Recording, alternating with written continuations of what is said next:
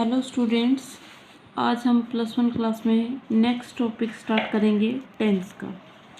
देखिए, आपको पता होना चाहिए कि टेंस क्या होता है। टेंस का मतलब काल यानी कि समय।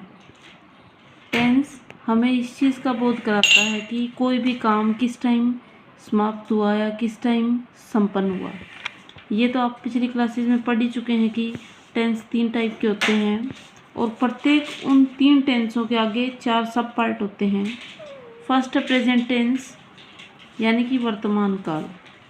सेकंड है पास्ट टेंस यानी कि भूतकाल। थर्ड है फ्यूचर टेंस यानी कि भविष्यकाल। अब पिछली क्लासेस में आपने किया है कि जैसे कि प्रत्येक टेंसेस के आगे 4 सब पार्ट हैं। सबसे पहले हम चलते हैं प्रेजेंट टेंस की ओर। प्रेजेंट टेंस के 4 पार्ट हैं: present indefinite tense, present continuous tense, present perfect tense और प्रेजेंट परफेक्ट कॉन्टिन्यूस टेंस। सबसे पहले आता है present indefinite tense. Indefinite tense, indefinite यानी कि इंडेफिनिट के अंदर आप वर्ब की फर्स्ट फॉर्म के साथ एस या ई एस का यूज़ करते हैं। जब सिंपल सेंटेंस होगा तो फॉर्मेशन हमारी ये रहेगी: सब्जेक्ट, फर्स्ट फॉर्म, एस या ई एस और ऑब्जेक्ट। जब नेगेटिव सेंटेंस होता है तो आपकी ये जो फर्स्ट फॉर्म एस या ई एस थी वो नहीं लगेंगी, बल्कि इनकी बजाय आपको नेगेटिव सेंटेंस के अंदर डू और डज यूज़ करना है, प्लस में नोट यूज़ करना है। अब डू और डज के बाद जो फर्स्ट फॉर्म लगी है, ये तो आपको पता ही है कि डू और डज के साथ हमेशा फर्स्ट फॉर्म लगती है, तो यहाँ पे नोट ऐड कर देंगे। Subject, do does, note, first form और ऑब्जेक्ट। फिर इंटरोगेटिव सेंटेंस में do does, subject, first form और ऑब्जेक्ट और लास्ट के अंदर आपने यूज़ करना है क्वेश्चन मार्क। अब देखिए, ये पता होना चाहिए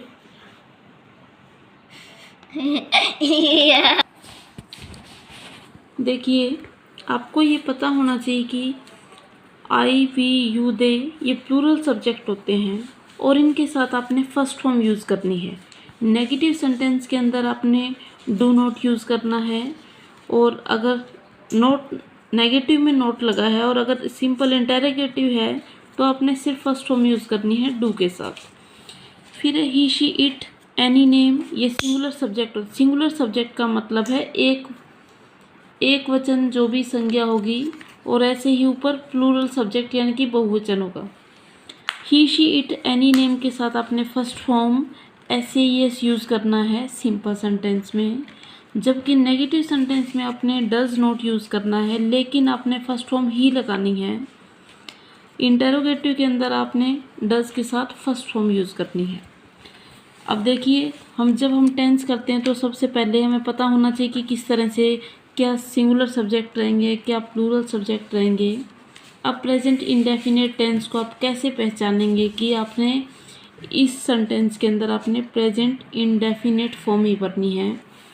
देखिए, इसके सिग्नल वर्ड्स रहेंगे: daily, everyday, always, often, sometimes, regularly, usually, generally, rarely, scarcely, hardly यानी कि डेली प्रतिदिन, हर रोज़, हमेशा, ऑफन प्राय, समटाइम्स कभी कभी, रेगुलरली हर रोज़, यूजुअली प्राय सामान्यतः, रेयरली कभी कभी, स्कार्सली हार्डली दुर्लभता से या मुश्किल से। ये वर्ड इसके सिग्नल रहेंगे। फिर कुछ वर्ड हैं हैबिचुअली यानी कि आदतवश, सेल्डम, ओकेजनली कभी कभी अवसर के अनुसार, सेल्डम बहुत ही कम। एग्जाम्पल है he always goes to school. अब देखिए, यहाँ पे ये वर्ड दिया हुआ है ऑलवेज, ये वर्ड सिग्नल है। सिग्नल वर्ड ये शो कर रहा है कि यहाँ पे आपका प्रेजेंट इंडेफिनिट टेंस आपने यूज़ करना है। तो आपने ही के साथ फर्स्ट फॉर्म ऐसे ही एस लगाना था, तो यहाँ पे फॉर्म दी हुई है गो, तो आपने ई एस इसके साथ ऐड करना है, तो गो का बना देंगे गोज़। फिर है we usually take breakfast at same, तो हमने वी के साथ, वी हमारा प्लूरल सब्जेक्ट है इसीलिए हमने यहाँ पे फर्स्ट फॉर्म भरनी है, और दूसरी बात यहाँ पर सिग्नल वर्ड दिया हुआ है। फिर सेकंड रूल है, कोई भी सार्वजनिक सत्य, कोई भी यूनिवर्सल ट्रूथ हो नेचुरल ट्रूथ दिया गया हो, नेचुरल हैबिट्स हो, नेचुरल कंडीशंस हो, या फिर कोई ईडियम्स या फिर फ्रेजेस दिए गए हो, मुहावरे या फिर लोकोक्तियाँ। सार्वजनिक सत्य, यूनिवर्सल ट्रूथ, जिसको आप झूठा साबित ना कर सकें, जो हमेशा से ही सत्य है। नेचुरल ट्रूथ के अंदर, हैबिट्स के अंदर, कंडीशंस के अंदर ये प्रेजेंट इंडेफिनिट टेंस का यूज़ होगा। The sun rises from the east, ये यूनिवर्सल ट्रूथ है। Water boils at 100 degree Celsius, rose smell sweet, 2 and 2 make 4, ये आपके इडियम्स और फ्रेजेस में आते हैं। थर्ड रूल है, मॉडल के बाद आपको फर्स्ट फॉर्म का यूज़ करना होता है। हमने अभी टॉपिक किया है, मॉडल कोई भी हो आपको उसके साथ फर्स्ट फॉर्म का यूज़ करना है। यू शुड ओबे योर एल्डर्स, मॉडल के साथ फर्स्ट फॉर्म यूज़ करेंगे, चाहे सब्जेक्ट आपका सिंगुलर हो और चाहे वो प्लूरल हो। I can do it very easily, तो यहाँ पे मॉडल दिया हुआ है तो आपने फर्स्ट फॉर्म का यूज़ किया। नेक्स्ट है, कोई भी फिक्स, परमानेंट, कोई भी स्थाई, कोई भी टेबल प्रोग्राम है तो उसके लिए आपने प्रेजेंट टेंस का यूज़ करना है।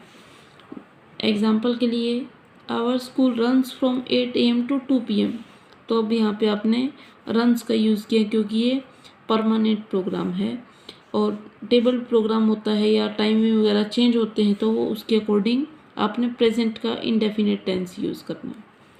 नेक्स्ट है, कोई भी परिभाषा आप दोहरा रहे हैं, किसी विशेषज्ञ ने, किसी पोइट ने, किसी एक्सपर्ट ने कोई डेफिनेशन दी है और जब हम उसको दोबारा रिपीट कर रहे हैं तो अपने फर्स्ट फॉर्म के साथ ऐसे ही एस का यूज़ करना है।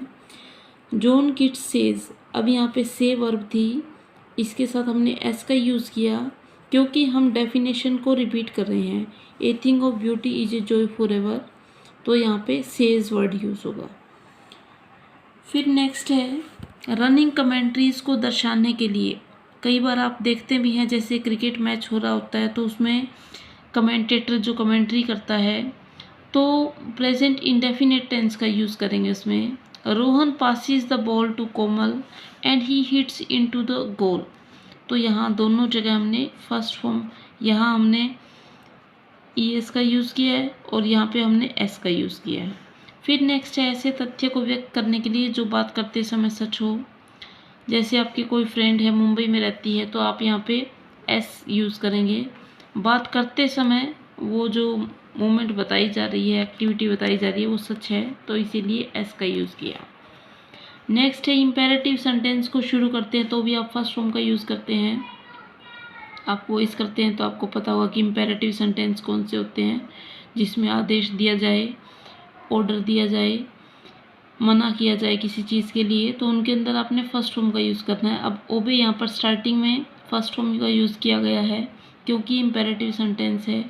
ऐसे ही नेक्स्ट सेंटेंस है, do not make a noise, तो यहाँ पे हम मना कर रहे हैं तो फुल स्टॉप लगाया गया, मतलब है तो सिंपल सेंटेंस लेकिन मना किया गया है तो यहाँ पे डू के साथ फर्स्ट फॉर्म का यूज़ करेंगे, do not make a noise. ये था हमारा प्रेजेंट टेंस।